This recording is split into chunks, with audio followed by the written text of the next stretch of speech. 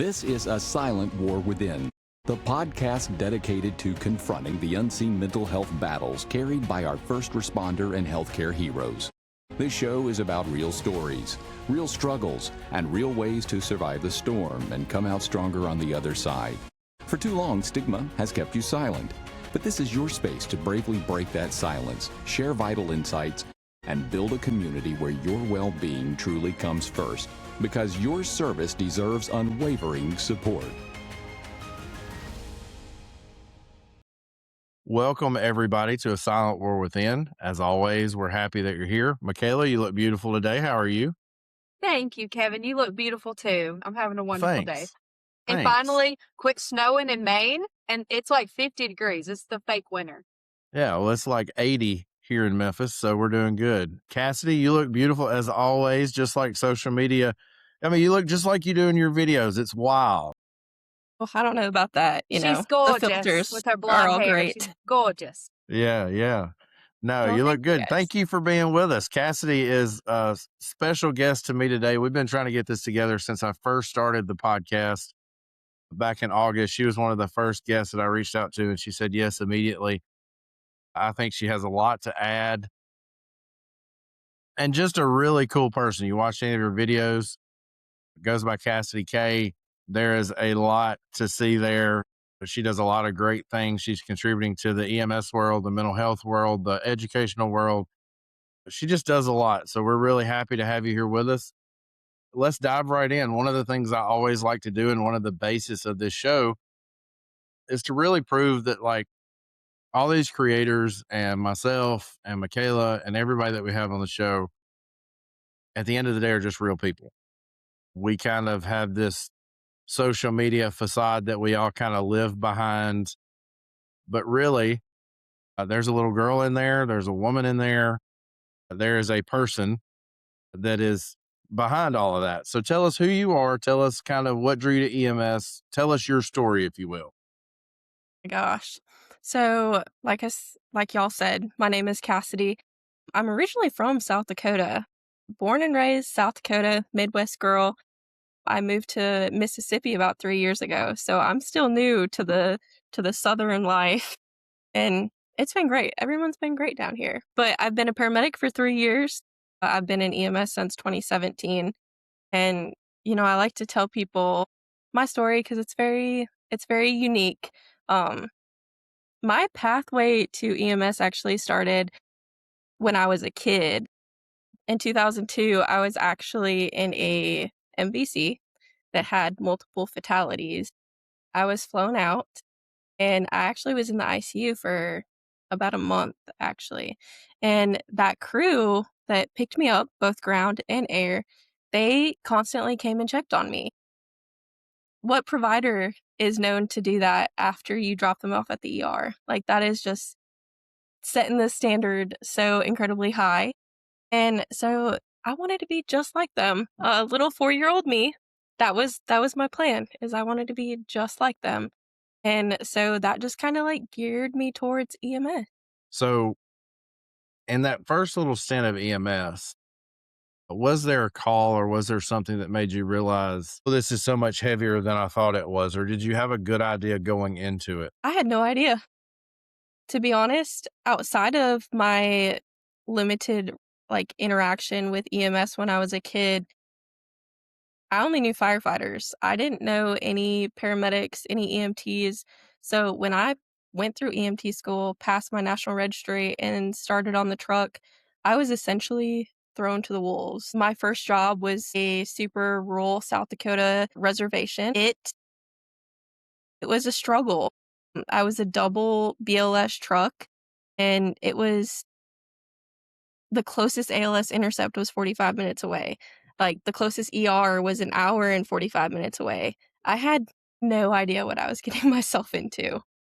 None. Yeah, you got to practice real medicine.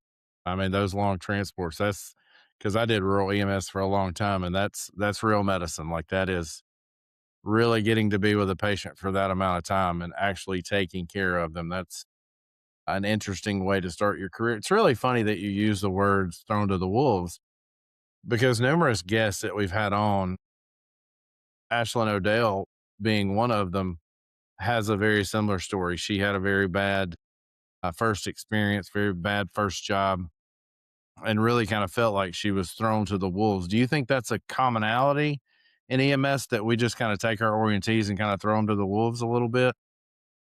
Absolutely. And I can, obviously speak from experience, but now as a preceptor, I'll get students all the time. And when I actually sit down with them and start going through things, they're like, dang, I was just kind of told that I have to do XYZ and to do it. And there was like nothing else. And that's if they were lucky enough to get an orientation. I wasn't given an orientation when I started. I got told you're going to drive the ambulance, you're going to rotate, pretty much suck it up. And if you have questions, well, I might answer my phone. Yeah, that sounds about right. So when you entered the field, obviously with you saying those words of suck it up, did that mentality kind of start to creep in? You saw EMS veterans kind of operating that way. That you have something that's heavy, that's something that naturally would affect someone, and you see EMS veterans that say, "Oh, suck it up. That's what you have to do." I mean, did that kind of creep into your experience? I mean, absolutely. I was surrounded by veteran paramedics, veteran EMTs, and all I wanted to do was impress them. I did not want to burden them. I wanted to hang with the big dogs, essentially. It was hard because I was, young. I had questions. I was passionate about it, but, you know, it was one of those things where they're just like, you got to roll with it. It was definitely a suck it up because they were sucking it up, or, so I thought. So did you feel the pressure to hide your emotions in those situations? I mean, yeah, I was around a whole bunch of veteran Yeah. providers and they weren't talking about it. So I'm over here like, well, who am I going to talk to about this? And at the time, none of my family was in EMS. I didn't have friends in EMS.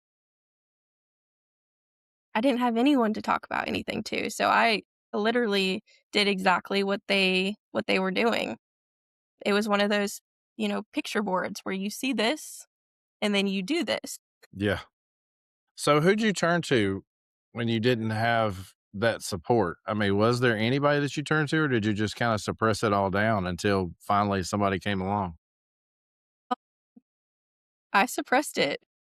I I struggled for a little bit, because we saw things y anywhere from traumas to, like, happy endings, and no one really understood what I was doing, and so eventually, that's kinda when I started my TikTok, and that kinda was a way for me to, I don't wanna say cope, but it was a way for me to, like, decompress. Like, I was able to connect with other EMS providers, other Hmm. students, and that just kinda became my little EMS circle there for a while. And that's really and I talk about this a lot. You guys have all heard this, but one of the things that I believe about social media is this is our generation's form of communication. You can literally, whether we get 700 views or 50,000 views, you put that number of people into a room and you're speaking to a very large crowd. So this is a way to connect to people in a way that I don't think previous generations had. So TikTok can become an outlet for somebody like you that has been kind of forced to suppress some of that through just the veteran mentality that we lived around for so long. And I think now we're finally starting to see some breakthroughs into having shows like ours, having shows like Tales from the Tailboard, having shows like that are openly discussing these things, but also just the push we've seen from really mass retail in the way that they have supported the Code Green campaign, others that are doing very similar work that we're doing. And you're seeing very large support come out of that. Even what is his name? Rainn Wilson, even since filming Code 3, has gone to Congress and spoken about how healthcare individuals are treated, whether it be EMS or whether it be fire, police, healthcare dispatchers. They go and sit in front of a committee and talk about this. Another one is Noah Wiley. He's doing The Pit, an extremely successful show. just won some awards here recently, and he's been in front of Congress as well, talking about pay and the conditions that we work in and things that the government's not taking care of. So I think that's a big deal when you talk about fighting the culture. Is the more big voices we get on board, the more open it becomes. So I think that's exactly what you've done with your TikTok, and that's exactly what we've done, is made this an outlet. And I said this a couple weeks ago, but one of the things that we hear a lot is, "Oh, you got it all together," and that's not the case at all. It's the fact that we're looking for someone to share our mess with.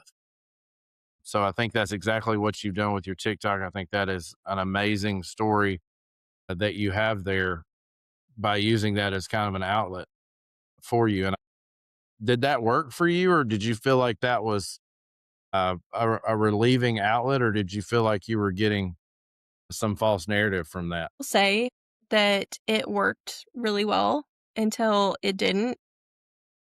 I did get a good bit of backlash from it. I had coworkers saying, you made EMS and TikTok your entire personality.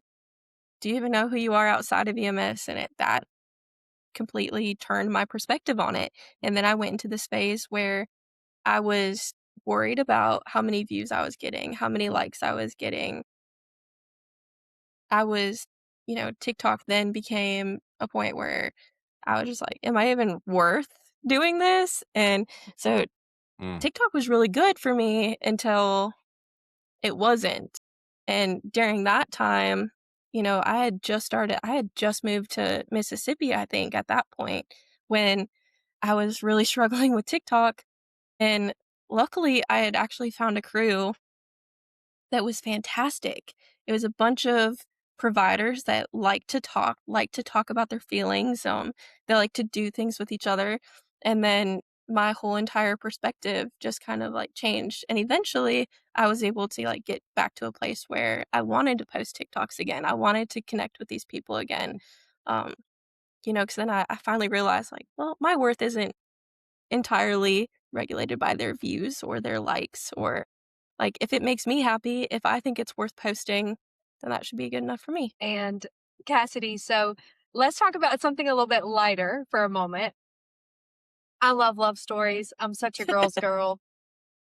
Let's talk about how you met your husband. He's also an EMS provider as well, right? Yes, yes. And does he do air medic, I'm told?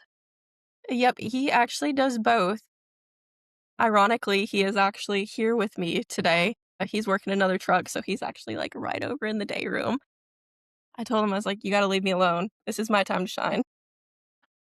So tell us how you met. Like, how did this all transpire for you to move from South Dakota to South Mississippi? Crazy enough, at the time, I think he had like 400,000 followers on TikTok. He was just posting goofy stuff, very lighthearted content. Just his goal was to make people laugh.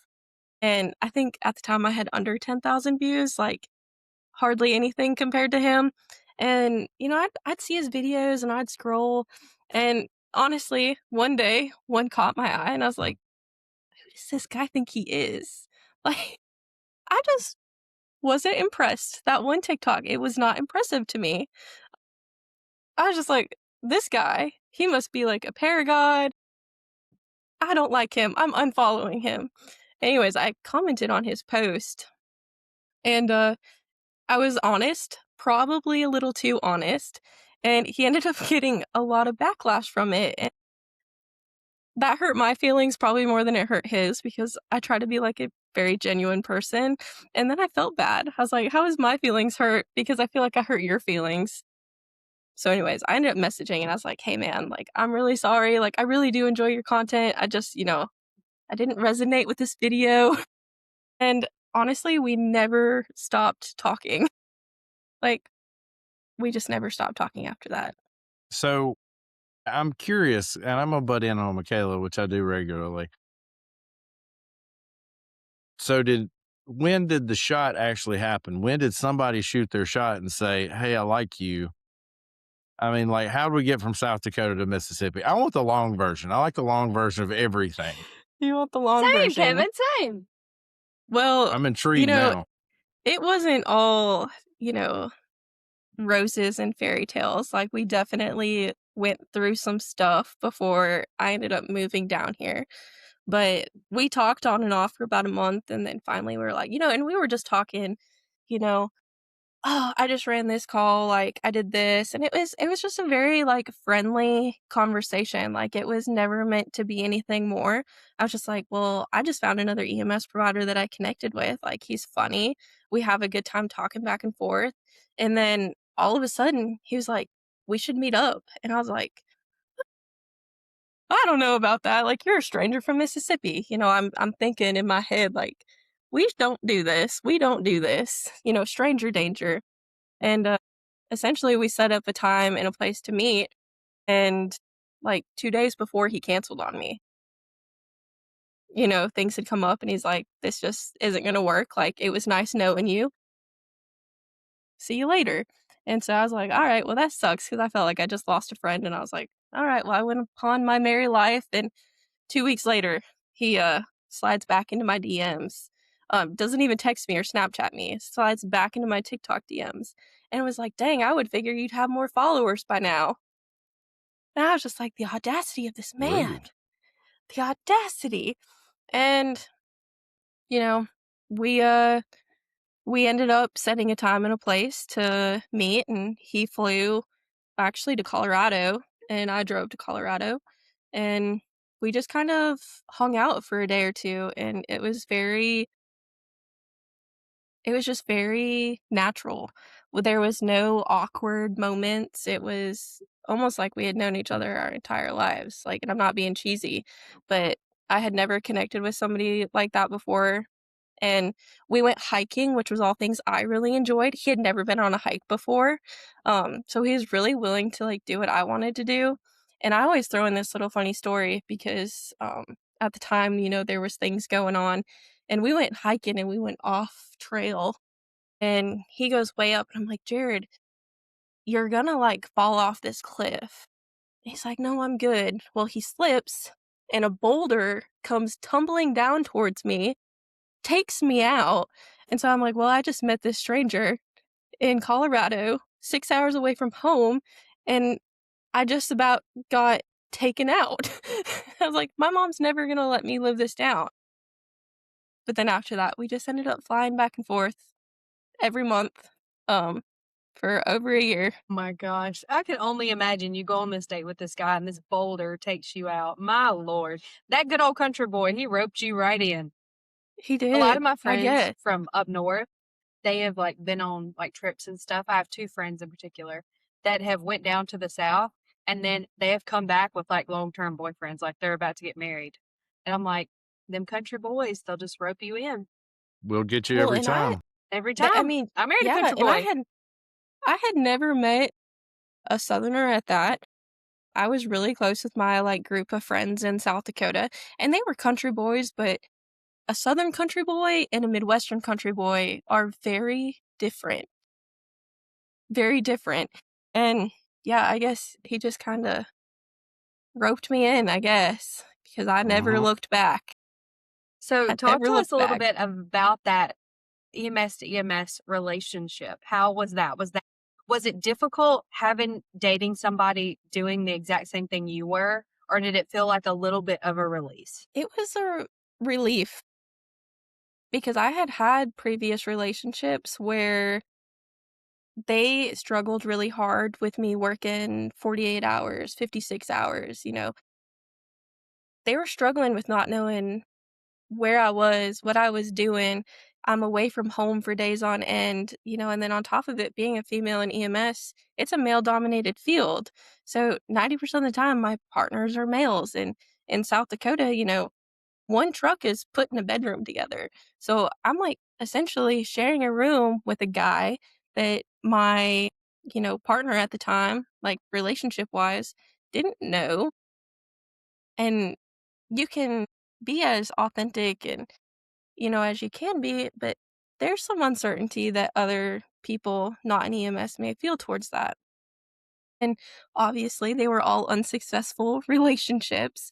So when Jared came around, it was actually like a breath of fresh air because he understood the 24-hour shifts, he understood the 48-hour shifts, he understood the 5 days at a time sometimes, and he wouldn't get upset if I didn't reply right away because he knew that I was either sleeping or running a call or, you know, just doing what we do at work, and it was a relief because I wasn't constantly worried that, "Oh, they're gonna be wondering what I'm doing," or, you know, Did you ever experience a time where either you were burnout or he was burnout and you guys kind of like took it out on each other? often, but at the same time, I know when I can tell when he is burnout, and I know he can tell when I'm burnout, because at the end of the day, I receive the same page as he does.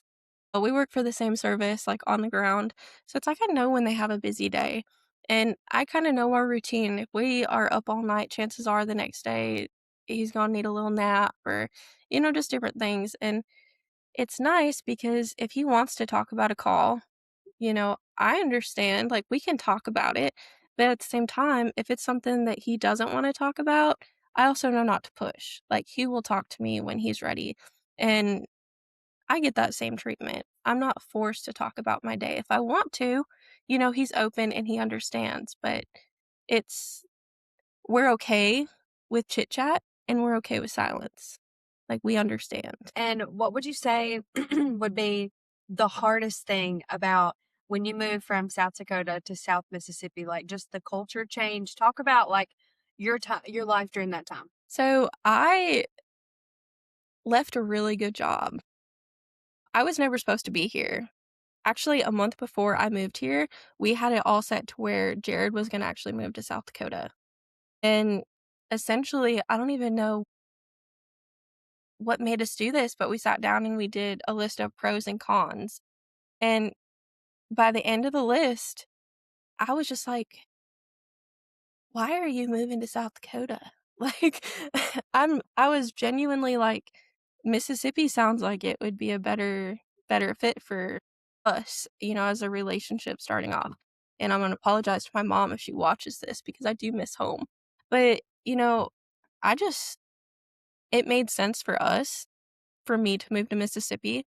And when I did move here, it was difficult because I went from essentially my dream EMS job to not so much. It was a big change for me. My scope of practice was essentially cut in half. I didn't know anybody, so that circle that I had in South Dakota, like, was gone. So I had to start fresh. A lot of people knew me from TikTok, so that was their automatic first impression of me. So then I, like, had to debunk that, like, "Hey, I'm a person at the end of the day just like you. I have feelings too." So Mm-hmm. it was hard because I went from a job I loved to one that I tolerated. It wasn't the best fit for me, and my scope of practice went down. Although my medical director was phenomenal, I still praise him to this day. He really did everything he could given, Mississippi. It's a little bit behind on the times. So he Mm-hmm. was very progressive for Mississippi, but it was just a huge transition from South Dakota to Mississippi. So Cassidy, your husband is a flight medic, right? Mhm. Knowing that every day when he leaves for calls and you know the dangers that associate with that. Talk to us a little bit about how your relationship as husband and wife has kind of changed your dynamic a little bit. Well, I have to go ahead and say, with him being a flight paramedic, I am an aspiring flight paramedic. Like, that is also my end goal. I shouldn't say end goal, but that is my next goal. And so I have to remember that I cannot be overbearing when that is the exact same thing that I want to do. But I will say, and you guys know this, Mississippi's been hit pretty hard lately in the HEMS community. Today is the 1 year from air care, and it is fresh in all of our minds today.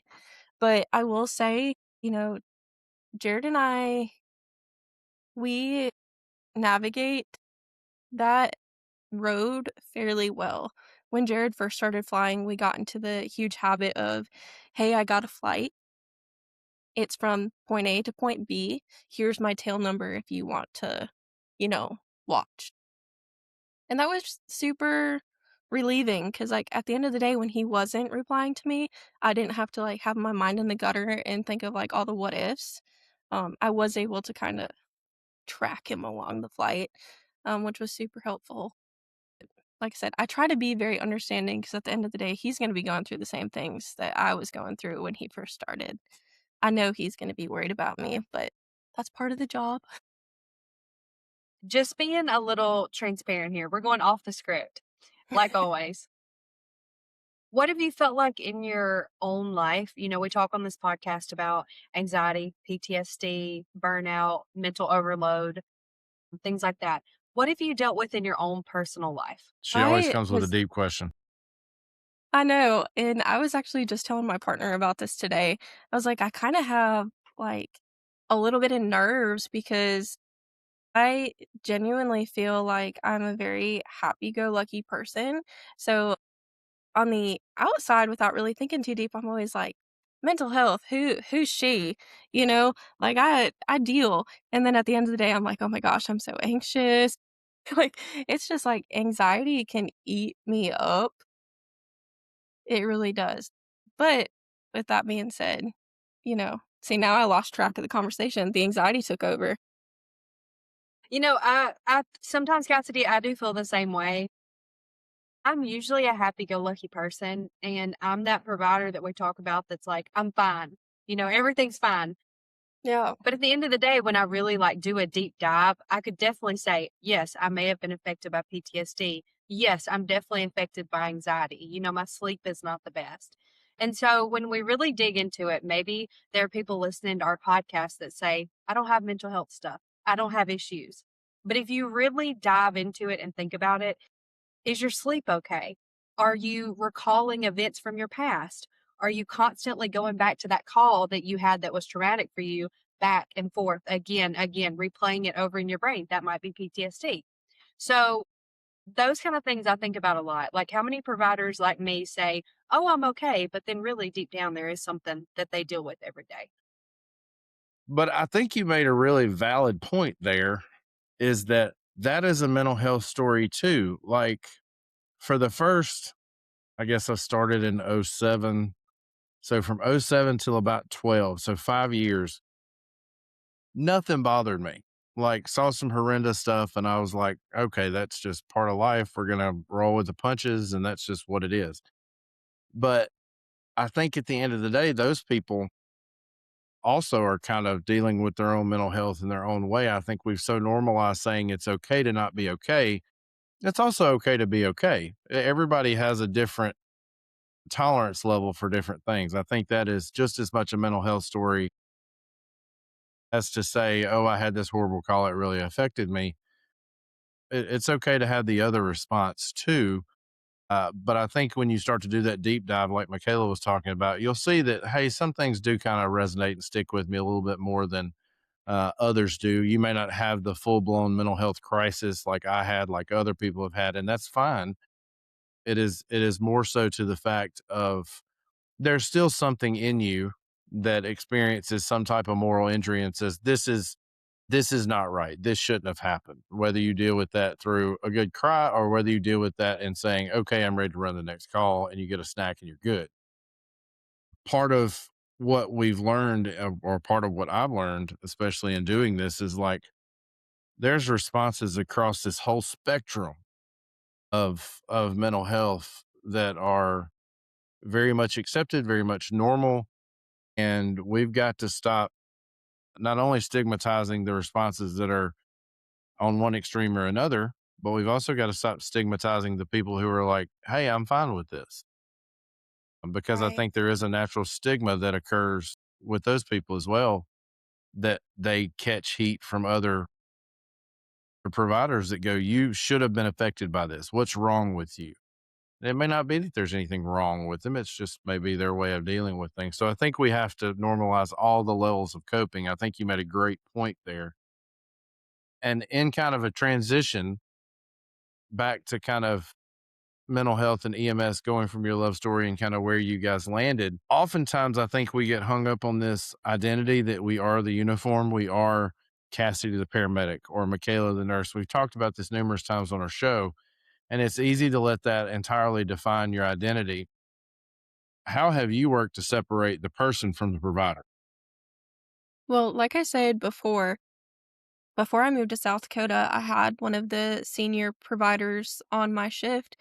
They're like, "You are EMS. Like, I don't know who you are outside of your uniform. You've made it your personality." And at the time, that genuinely upset me because I was like, "What does he know? He ain't right. Like, I do plenty of things." And then, it just kept tugging at me. And I was like, oh my gosh, like, I think that he is right. And there's nothing wrong with really enjoying EMS and like making it a part of your personality. Like, I love that people are so into their job, like they love the field. I love the field. But I got to the point where I didn't know how to do anything if it was not EMS related. I didn't know how to hold a normal conversation if EMS wasn't brought up. And so I will say moving to Mississippi really just yanked that out of me because I had no friends here yet. Well, I had limited friends. I was meeting new people. I was meeting new crews. I had this very fun, energetic relationship. And I finally was able to kind of branch out a little bit, and I kept that conversation in the back of my head like, I do have a personality. And so I started exploring hobbies. I started doing more of what I enjoy outside of work and education. You wouldn't even know that I'm a paramedic because I don't talk about it. And I'm not saying that's the right way either, but I love to sit down and read books. My husband and I actually got into beekeeping a year ago, and so we're constantly out with the bees. We're doing honey, we're doing cutouts. I'm walking the dog, and there's just a whole bunch of different activities that I do now. And I will say that has helped my, you know, mentality about it because I did experience burnout. I was EMS all day, every day working extra overtime. And now I'll turn down overtime because I'm at a really good spot in my book and I want to, relax and read. Yeah. No, There's just, I've always wanted to be a beekeeper. That's so interesting. I just love that. I think you should do it, Kevin. You kind of look like Winnie the Pooh anyway. That's not funny, MaKayla. You could be. I It's always, the beard. yeah, Okay. just get a flight suit. It's honestly the red shirt for me right now. It's the red Yeah. shirt. Well, I do indeed have pants on, so we're good. Well, I'm that is not a bonus. I'm not Pooh Bearing it currently. So I always have to poke fun because with the whole beekeeping thing, that was my husband's thing. He was like, "I'm gonna get us this hive and we're gonna do it." And I was like, "Oh, are we? I don't know about that, buddy. Like, you might be doing it, but you can count me out." And then, beekeeping is a lot of work. It's it is. fun. It's fun, and I really enjoy it now, but those first few times I got into the hive, I had bees swarming me. I was in my bee suit, bees swarming me. They're trying to sting me, and I was just like, "What am I doing? What am I doing? What am I doing?" Like, I wanna go inside, I wanna go inside. And I think by, like, the 10th sting, I was like, "Well, I guess what's worse than 10 stings? 11 stings?" And, well, now I do something bee related every day. Yeah, I love that. I love that you have those hobbies. And I think that, and again, you're making great points because part of our personality is what we do outside of work, right? So, and we've all got those things that we enjoy, but typically we don't expound on them. We don't explore them. Once we get behind that uniform, we become that, we become that all the time. And I've fallen into that trap numerous times throughout the last 20 years. And it always appalls me how easy it is to just fall back into that routine of just being a paramedic and kind of abandoning your hobbies. And I think those hobbies are important. I think that they do provide us some reprieve from the constant thought of, look at what I dealt with, look at what I did, look at who I am. And I think part of that goes into who we are as a person, where our crisis level really is, where our mental exhaustion is. And a lot of that goes back to the job. But as long as we can keep something that keeps us grounded and gets us away from that. So if you had to give somebody some advice, or let's do this, if you had to give yourself advice from 3, 4 years ago about EMS and about what you were going to go through and about your struggles and your trauma that you've seen, what does that sound like? I would I would tell, 2 years ago, 3 years ago me to just keep at it.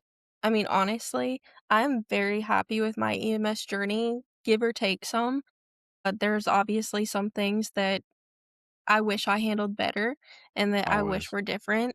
But at the end of the day, I am the person I am today because of the experiences I went through. And now, because of, how I was brought into EMS, how I transitioned in EMS, I'm able to be a better provider for my patients, but also a better preceptor for the students. I'm kinda able to take them under and mentor them and be like, "Hey, I did this and it did not work." Or, "Hey, I did this and it did work." And so I don't know if I would really change a lot because I'm better for me and I'm better for everyone else having gone through everything that I did. And I think that's kinda what it's all about in the grand scheme of things. I really do think that I'm okay with it. So I would just tell myself to embrace everything that is thrown at you. So, to be totally transparent, this morning I go to my typical therapy session. I really enjoy talk therapy. It's my thing. It just keeps me grounded. It's a good release. I just love going. One of the things that we talked about this morning, I am, and I don't mean this the way it sounds, but I am a yes man, and not to upper leadership or anything like that. I'm a yes man. If somebody asks me to do something, I'm going to do it. I'm really poor. One of the things I pulled out of what you said was just like keep at it, keep doing it. But I'm really poor boundary setter. Did you struggle with that those first 2 or 3 years of saying yes so often that you burned yourself out or you didn't set healthy boundaries? Absolutely.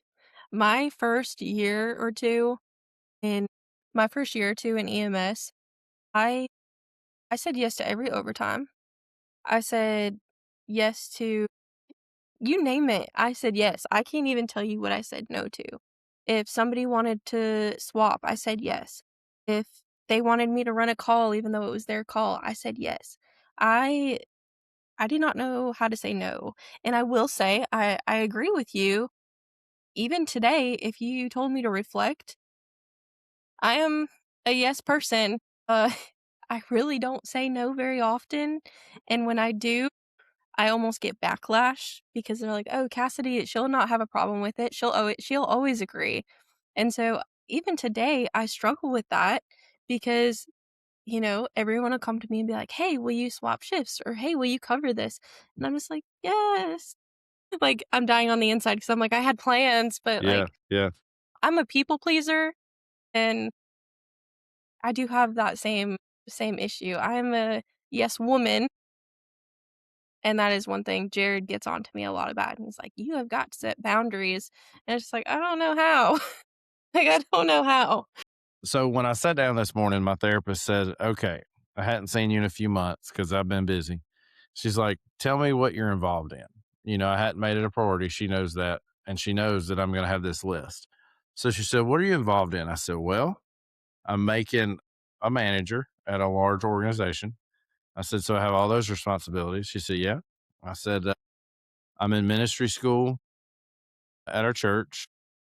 I'm starting a medical response team for our church. I lead a marriage ministry at our church. And there was the podcast. Then there was one other thing. Oh, my master's degree. I'm working on a master's degree.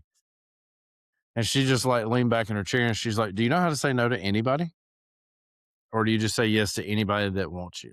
And I had to kind of think about that for a minute. I'm like, well, maybe I do say yes too much. And she's like, I hate to tell you, but you have to pull something because here recently I've started having like and I've probably always had it, but the symptoms have gotten increasingly worse. I've always had like adult ADD or ADHD. So it's come to terms where I'm like working on something and I'll see an old document that needs to be refined or redone, and I'll start on that. And then I'll find something in there that I have to go this other direction. And by the time I'm to what I would think of as final destination, I've done 6 tasks, none of which are what I started out to do. And the thing that I actually needed to get done is still there waiting for me because I took all these rabbit trails. So I was talking to her about that, and she's like, "You got to cut something. And I think you may need some more medication." I was like, "Great. I love medication. I absolutely love my medication." It keeps me off of TV shows like 60 Minutes and Dateline pretty regularly because unmedicated, I might end up on one of those true crime shows as the perpetrator of said event. So, but I think setting boundaries is important, and I can talk about that all day and talk about the right thing to do. But it feels almost hypocritical when it's such a struggle for me to do the right thing and set boundaries and say no. So I was just curious if you had similar experiences with unhealthy boundary setting, because I certainly do. Absolutely. And you listed all the things that, you have your plate full of. It's like I started critical care school back in January. So on top of that, I'm in school full time again, working my shifts. I'm doing the beekeeping. On top of that, I'm doing extra classes because I'm independently studying for my FPC on top of it. Yes, I get it, and I also do have ADHD. So it's like this morning, just alone, I was sitting down, I was like, "Well, I got, all this homework to do." And I start typing away, and then I get distracted, and I'll do something else just like you did. And then all of a sudden, I was brought back to reality because I got a 911 call, and I was like, "Oh my gosh, I didn't get anything that I was actually meant to do done." And so now I'm behind, and then it's like the anxiety sets in. You're like, now I'm like, And now I'm my day behind. off, this is all I'm gonna be doing because I Yep. wasted time doing this. So Yep. yeah, I Absolutely. totally get it, and I agree, and I don't think a lot of people acknowledge that because half the time I don't even realize I'm doing it. It just Yeah. kinda It is has how it gotten is. significantly worse in the past 3 or 4 months. And, what we kind of narrowed it down to is I'm continuing to pile on my plate. Thank God for Angel. I don't know if you had any interaction with Angel, but about 2 months ago, I brought her on the team to kind of manage the social media aspect of it because sharing to all platforms every day in a consistent way was a struggle for me. Like I was not Yeah. consistent, and just as well as I do, the platforms love consistency, whether it's TikTok, Facebook, whatever it is, they love a Mhm. consistent poster. And brought her on the team, and she was looking at everything, and I would send her the calendar invites just like I do you guys. And there was one week where this week I was supposed to have like 7 podcasts. Like some days were double stacked. And she was like, "You cannot do this. I'm taking over your calendar and I will manage the calendar for you." She said, "This is not," she said, "I'm going to contact these people. You're going to have 2 podcasts this week, 2 podcasts next week, and then we'll go to 1 podcast a week." She's like, "You got enough material so far for 2.5 months worth of podcasts every week." And of course, I like being ahead. And we've gotten to enough, and we're not super popular yet. And this is the grind time, as I like to call it. You go through the grind and then you start to gain traction. Well, we're starting to gain that traction. So I'm having people reach out to me and go, "Hey, I'd love to be on your show." Because I don't know how to say no. I'm just like, "Yeah, I got an open day Wednesday. I can put you after this person." And then when Wednesday comes, I'm like, "I don't think I want to do this anymore." And she recognizes it in me and says, "You can't do that." And Michaela's smarter with her boundaries than I am because she's like, "I'm not doing that. I won't be there Thursday, just letting you know." And I don't have that in me to say that. So boundaries are a big deal for me. Moving on, because I could talk about this forever. Well, Kevin, one thing I want to add too is, I've had trouble setting boundaries for myself my whole life. And about 5 years ago, I started learning the word no and how liberating that was. And it started off small. So people would say, "Do you want to go out to dinner?" And I would say no. And then I would get that instant gratification because I could sit at home in my sweatpants that night. And then it becomes where you get that interact in your brain and you're like, okay, I can start saying no to bigger things. And so when overtime would come up that would put me going 7 or 8 days in a row, I would say no. And then that day off, I would just remember, wow, I said no to this day. This is so nice. And so I work night shift. So one thing that I do to set boundaries is like if it's going to cause me to lose sleep and I'm not going to be able to make it up the next day, I say no to it. So I try to really pride myself in my boundary setting. I think it's really important. Yeah, I would That's agree, awesome. and you do a great job at it. I'm still in the learning phases. So did you ever have a time, Cassidy, when you took all this anxiety, you took all this kind of traumatic stuff that we see, whatever way you deal with it, did you ever have a time when you kind of relied on unhealthy coping mechanisms versus what you're currently doing, having your hobbies, having your husband to talk to, having kind of the TikTok outlet? Was there a time when you kind of leaned toward unhealthy coping mechanisms?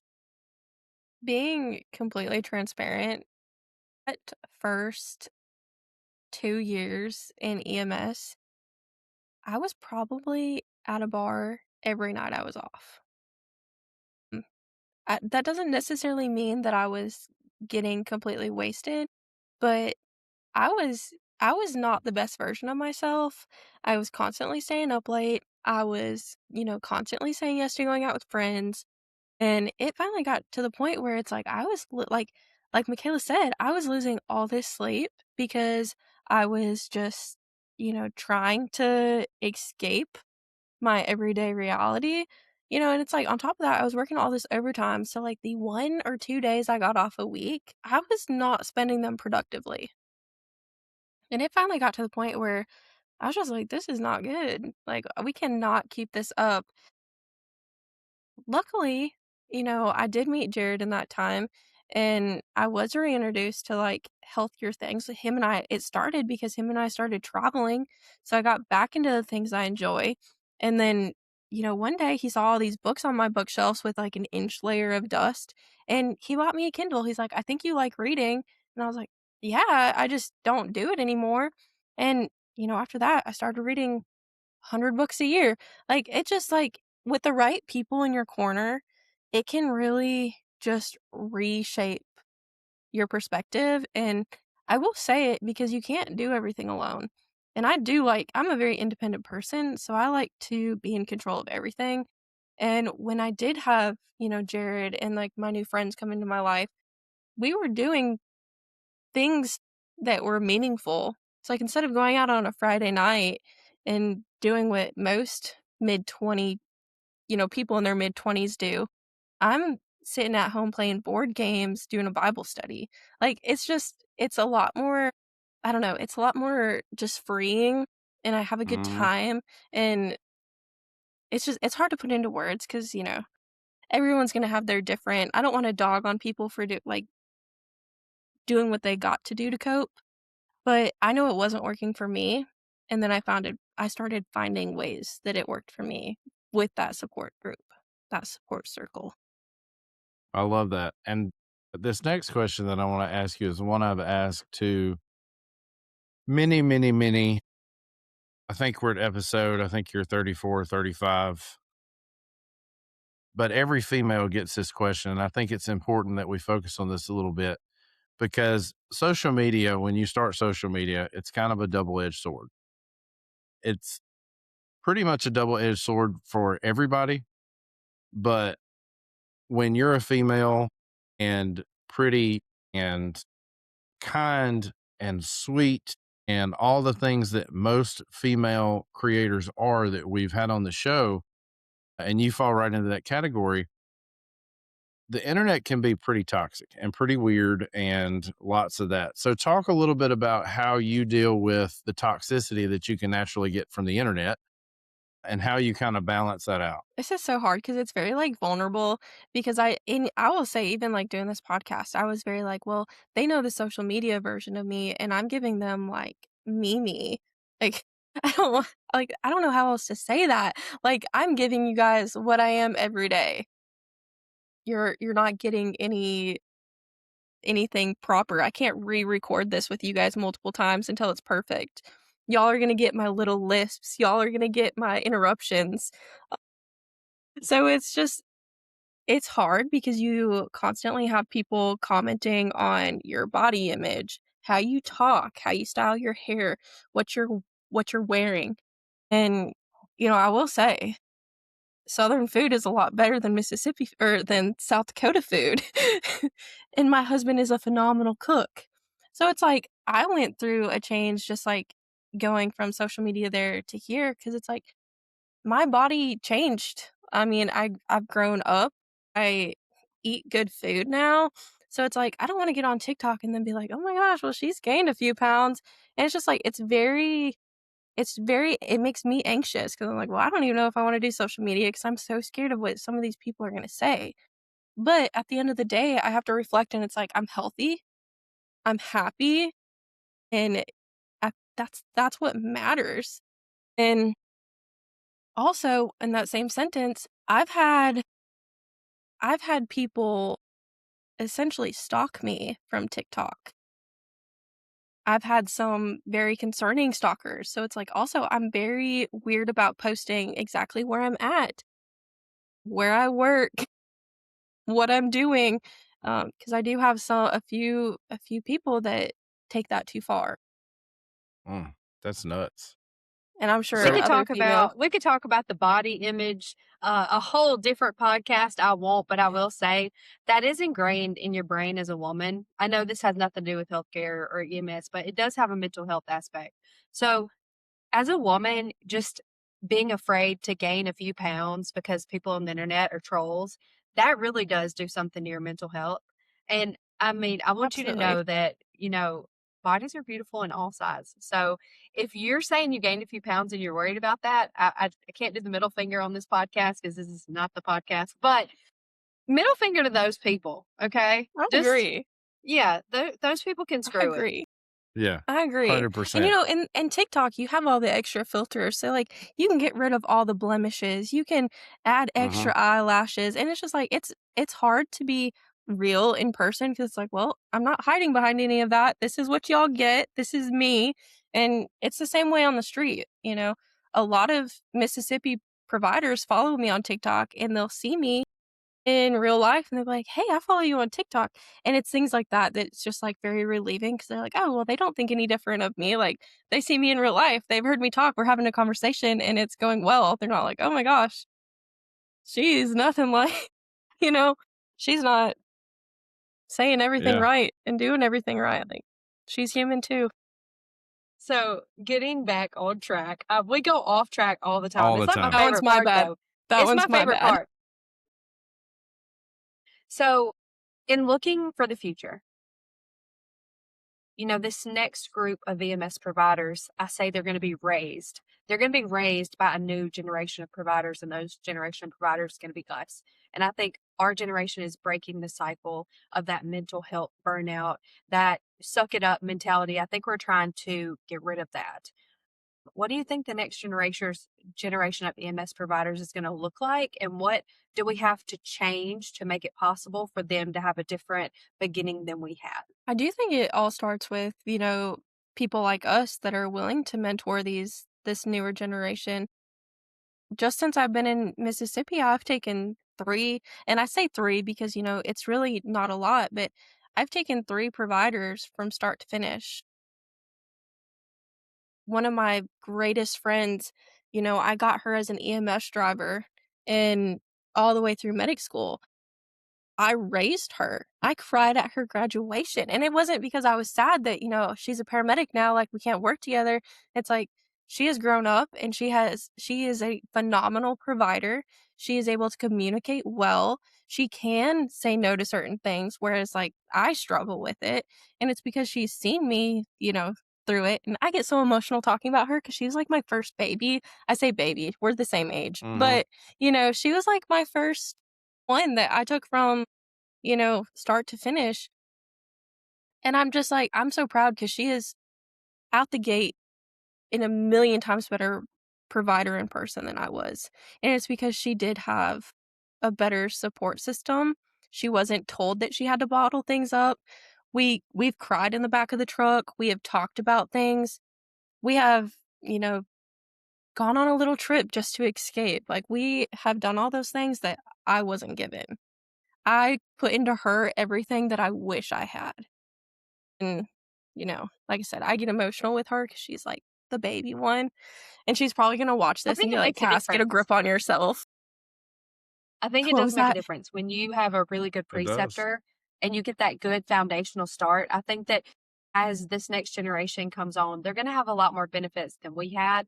And I think even the next generation of people providing care is going to be completely different just because how we're breaking those generational chains that we've, you know, almost you start out having burnout. That's almost how it is. You Mhm. only know what you learn from your preceptor, and when your preceptor's completely burnt out, you expect that Hmm. to be you when you get out. So you're already putting that into your brain. So I'm glad that's kind of being Right. broken. I love that. And then Well, if and I you were had raised like that, which I was, you have to break that in yourself.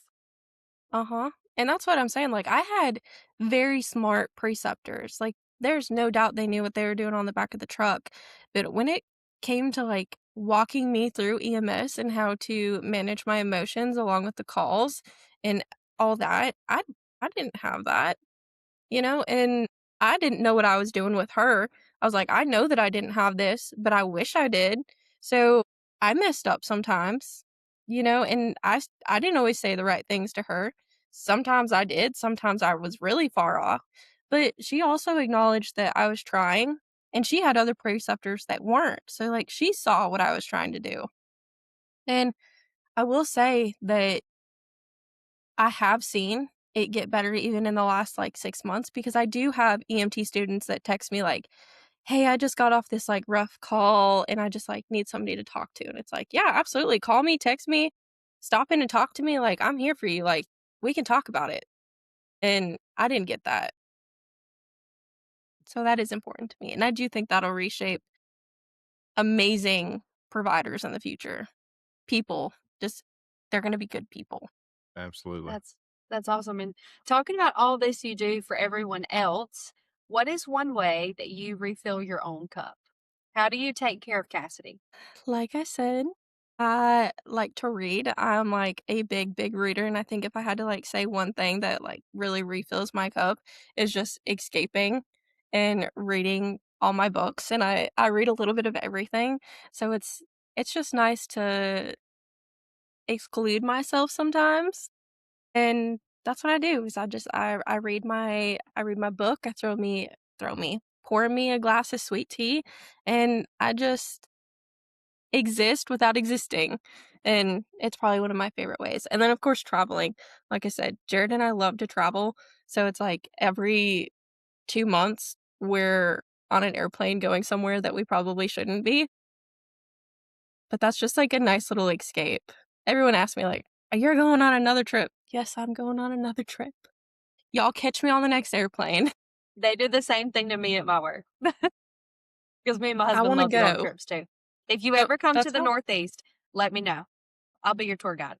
I love it. perfect, perfect. So what would you kind of as we're wrapping things up, what would you say to the EMS provider right now that maybe feels like things are too heavy? I would definitely recommend finding somebody that they can talk to, and I say that, and in the same sentence, I also know it can be really hard to find that person.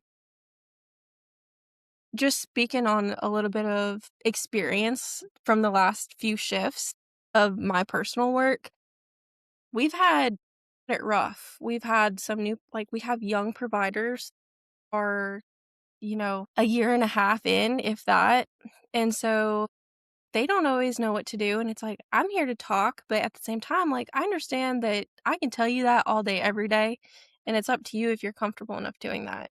So, I make it a point to tell everyone, find somebody you can trust to talk to, whether that's somebody in EMS, whether that is your therapist, whether that is a family member.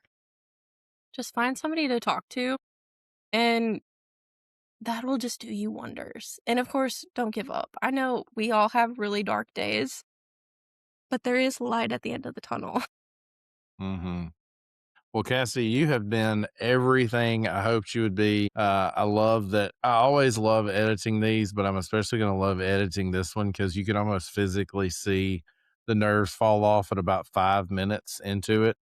I don't know about that. No, I mean, you loosened up tremendously. I'm so grateful that you gave us your time, especially because you're sitting at work and you were able to break away for a minute, thanks to her boss, whatever his name is. So thanks for that. We're so happy that you got to join us and you've been awesome. So thank you for giving us some of your time today. Well, thank you guys for having me. I had never done anything like this. My camera time has always been me and this lovely hunk of junk. And it was nice to sit down with you guys. And I appreciate y'all having me. All right, you do it. You do it. That's good. So, Cassidy, tell everybody where they can find you on the socials. I pretty much just have TikTok and it's at Cassidy Kay with 2 Y's. Always fancy with the 2 Y's. Well, again, thank you for joining us. MaKayla, thank you for coming on and being my support system like you always are. MaKayla has been my biggest fan from day one next to my wife. So thank you for just jumping on with me and going on this ride with me. She is the bread and butter of this show. She keeps it all together. Thank you to You sure Angel. you didn't mean to say comedic relief, but yes. Well, okay. that too, for sure. Thank you to Angel and Kim, who do a lot of our research, a lot of our reaching out. But we really do have a team of excellent people on board that are taking care of things and really pushing us forward. I am so grateful to now just get to be the host and editor, and it's my job. So thank you for allowing me to set that boundary and to have something healthy in my life with this. And of course, for everybody listening, if you want to listen to us, we stream on a couple different platforms. The big 3 that I tell you about each week are Spotify, Apple Podcasts, and YouTube. You can find our shorts on YouTube, TikTok, Instagram, Facebook, all those places. We have a website, asilentwarwithin.com. You can reach out to us there. And again, we're so appreciative for Cassidy. She had such a good episode. And as we say every week to close our show, be safe, take care of your mind, and we'll talk soon. Bye, everybody. Bye, guys. You've been listening to A Silent War Within. If this episode resonated, please subscribe, leave a review, and share with someone who needs to hear it. Remember, you're not alone and your well-being matters. It's time to end this silent war.